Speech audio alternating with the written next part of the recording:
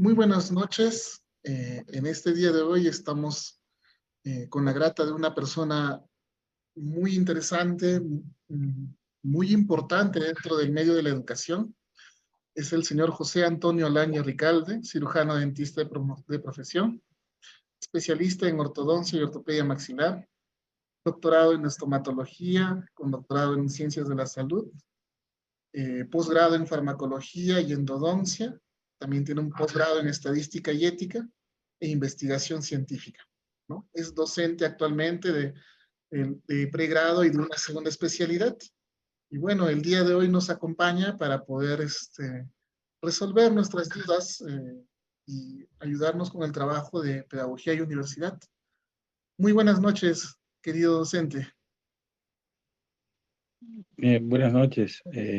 Agradecido por la oportunidad y, bueno, dispuesto a responder todas sus preguntas, ¿no? Muchas gracias. Muchísimas gracias. Bueno, yo inicio. ¿Cómo ha visto usted la transición de la enseñanza en el área de la salud durante la época de la pandemia? Uy, esa pregunta es bastante compleja, ¿no? En realidad, prácticamente hace una imposición de la pandemia en convertir casi la educación tradicional en una virtualización obligada, digámoslo así, ¿no? En donde muchas universidades no estaban pues preparadas para esto.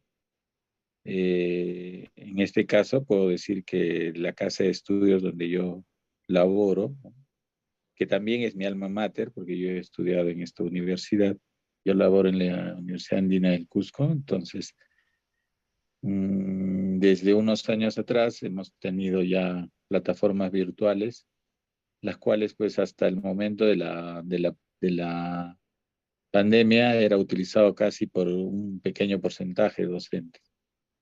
Al llegar la pandemia ha habido una transición tan fuerte en donde el 100% de los docentes tuvieron que utilizar la plataforma virtual y se implementaron incluso docentes que se encargaban de la capacitación y del seguimiento de toda esta labor virtual que tuvo que imponerse, ¿no? Durante la pandemia.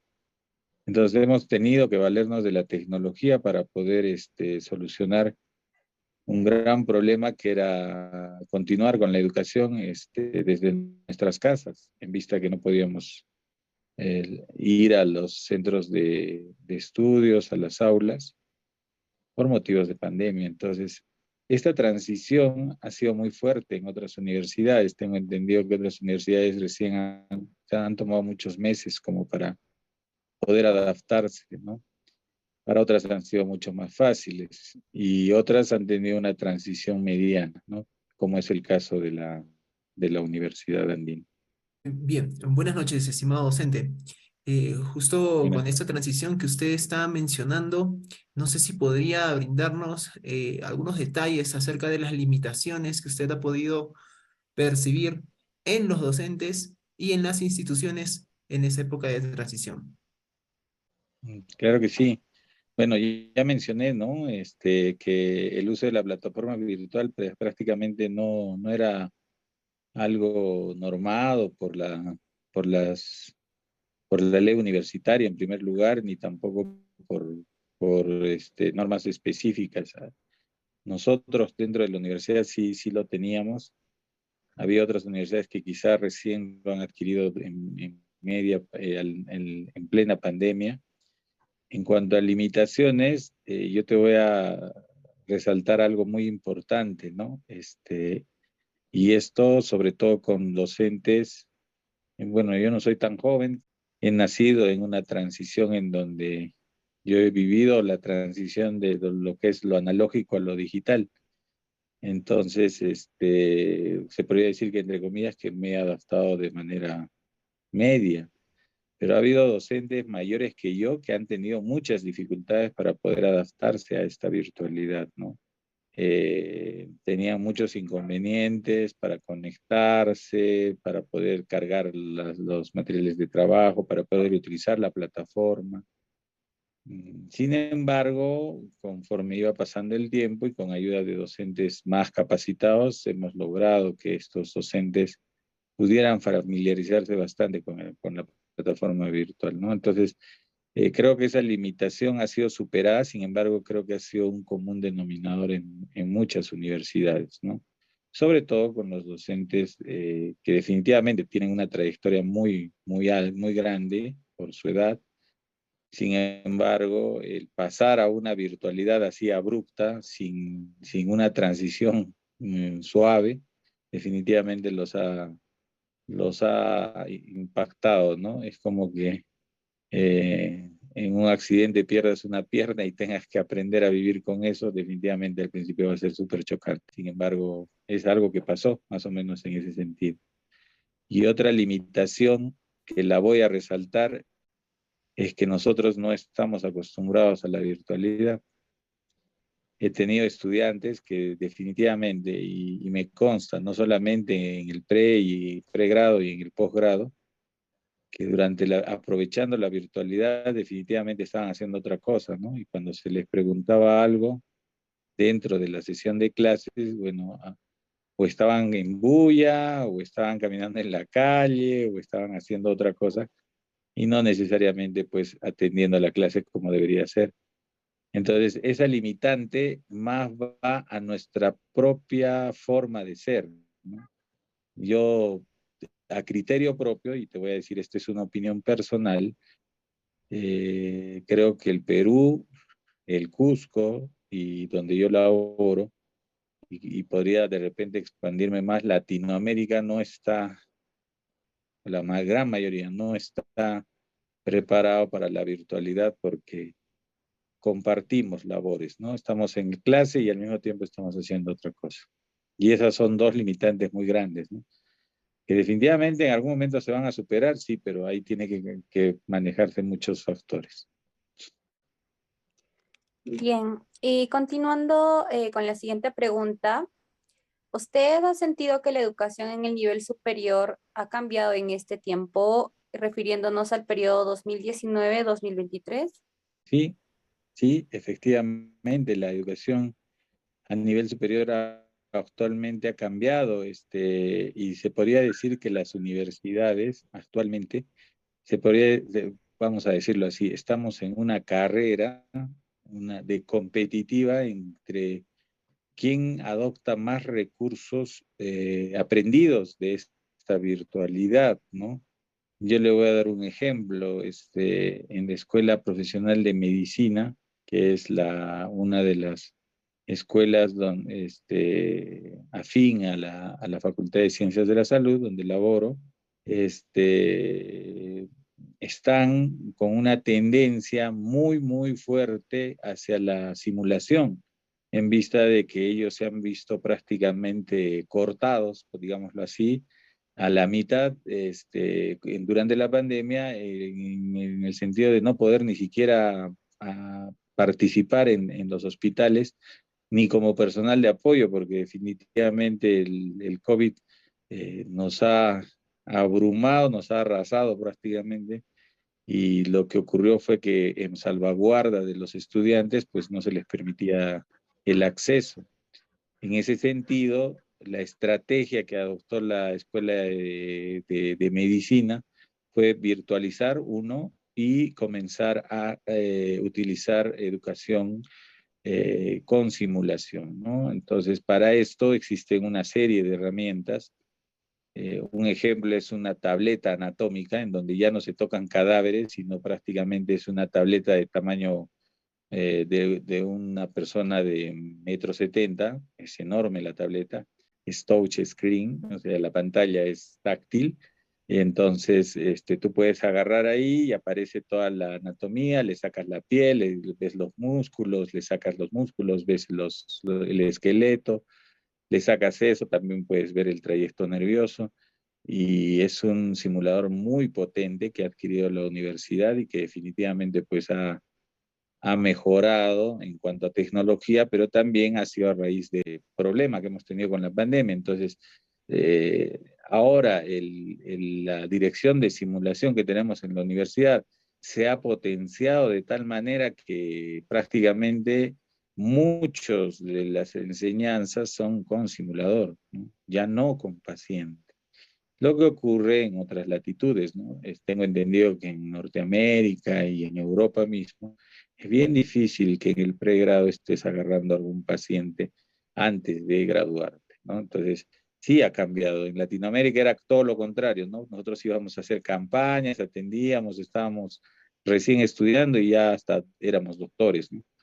Lo cual actualmente está disminuyendo, ¿no? Y nos estamos poniendo a la par del resto del mundo. Y sí, sí, ha cambiado bastante. Y la plataforma virtual ahora se ha vuelto un común, ¿no? No solamente hacemos clases presenciales, sino dentro de la plataforma virtual también tenemos otros recursos muy importantes. Sí. ¿Usted considera que respecto al proceso de adaptación de los estudiantes de ciencia de la salud, les ha sido fácil con estas nuevas tecnologías? Claro, claro, sí. En caso de los estudiantes, creo que la adaptación ha sido muy buena y rápida, se podría decir, porque ellos, dentro de parte de su vida diaria, y incluso le voy a mencionar un artículo que leí hace poco, el día de ayer, ¿no? Del New York Times, en donde indica que parte de su vida y desde su nacimiento, ellos han nacido ya, estamos hablando de jóvenes entre los 18 y 20 años, ellos ya han nacido prácticamente con las redes sociales, con los correos electrónicos y bueno, con todo lo que actualmente se ve, ¿no?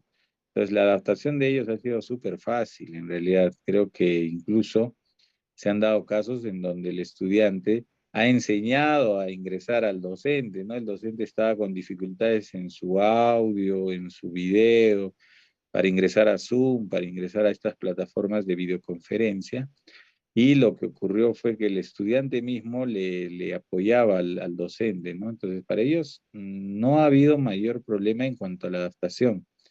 Lo malo ha sido que definitivamente ellos utilizan la tecnología como un medio de diversión más que todo, ¿no? Como en la gran parte.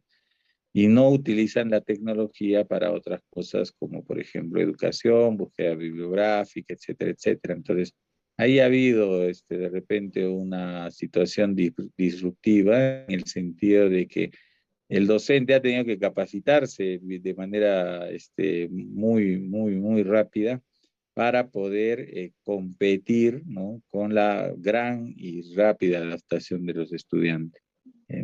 Bueno, al final se ha vuelto un complemento, ¿no? Definitivamente, y lo voy a decir a título personal, yo muchas veces utilizo redes sociales para promover la educación de mis estudiantes. Entonces utilizo TikTok, utilizo Instagram, utilizo Facebook. Entonces son redes sociales de uso masivo que están destinadas para otra cosa, pero también tienen su parte de educación y bueno, hay que aprovechar ese punto, ¿no? Sí, yo pienso que los estudiantes se han adaptado muy fácilmente. Bueno, para culminar esta entrevista, todos hemos tenido un alumno, tal vez que es mayor de edad dentro del aula de clases, que no ha podido adaptarse tan fácilmente a estas nuevas tendencias. Bueno, yo quisiera saber su opinión. Nosotros sabemos que hay corrientes educativas como el conductivismo, el cognitivismo, el constructivismo y el conectismo. ¿Usted cuál nos diría que podría aplicarse con mayor facilidad a estas personas mayores para que estos puedan aprender? Claro.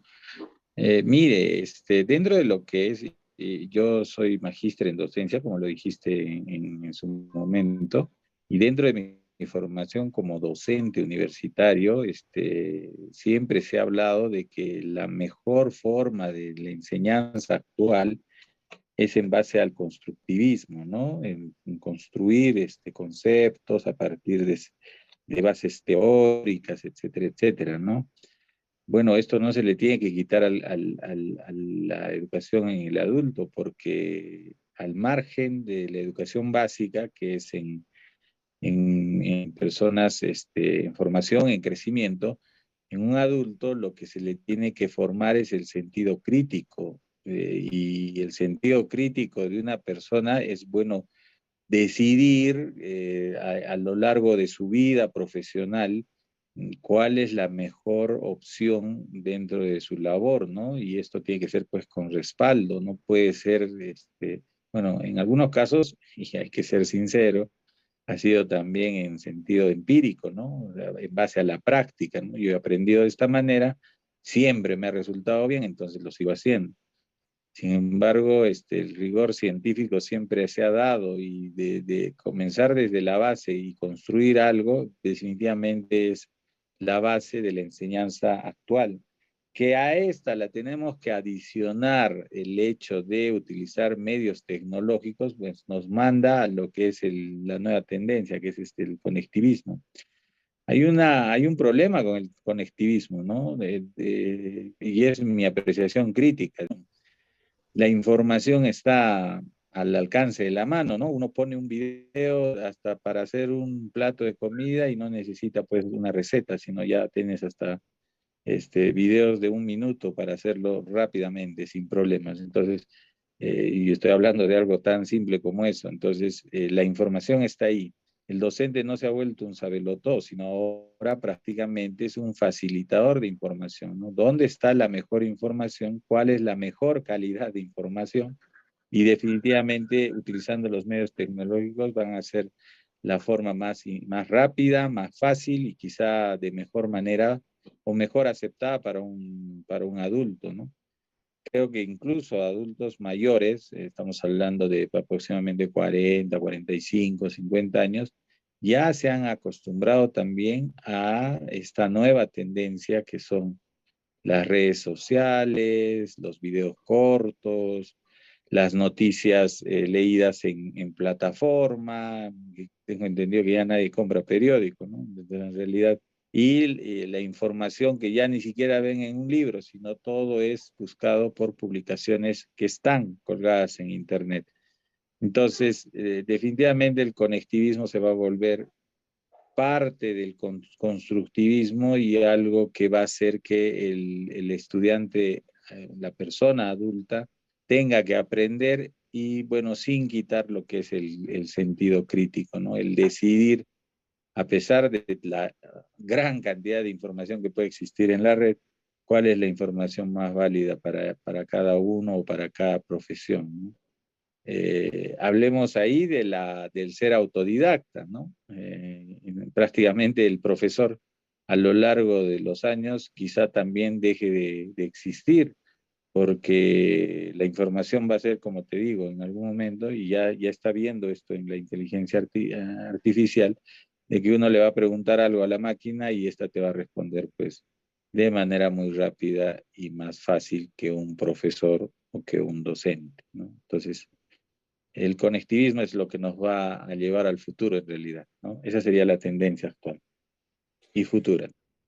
Bien, doctor, muchas gracias por sus respuestas. Quizás tenga algún comentario final acerca de la entrevista que le hemos realizado.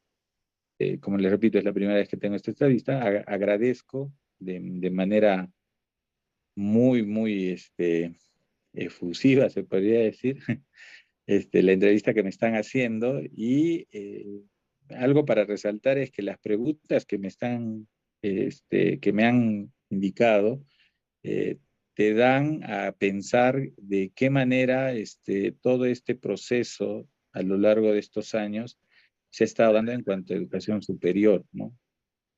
Quizás uno lo toma como parte interna o parte de su comprender interno de cada uno como docente, pero el análisis es muy importante. Ahorita me he puesto a analizar tantas cosas que definitivamente sí, hablar de esto es muy importante y espero que las respuestas que les he dado hayan sido comprensibles. Espero que todo haya sido claro y genial, ¿no? Sigan adelante y muchas gracias por la oportunidad sobre todo.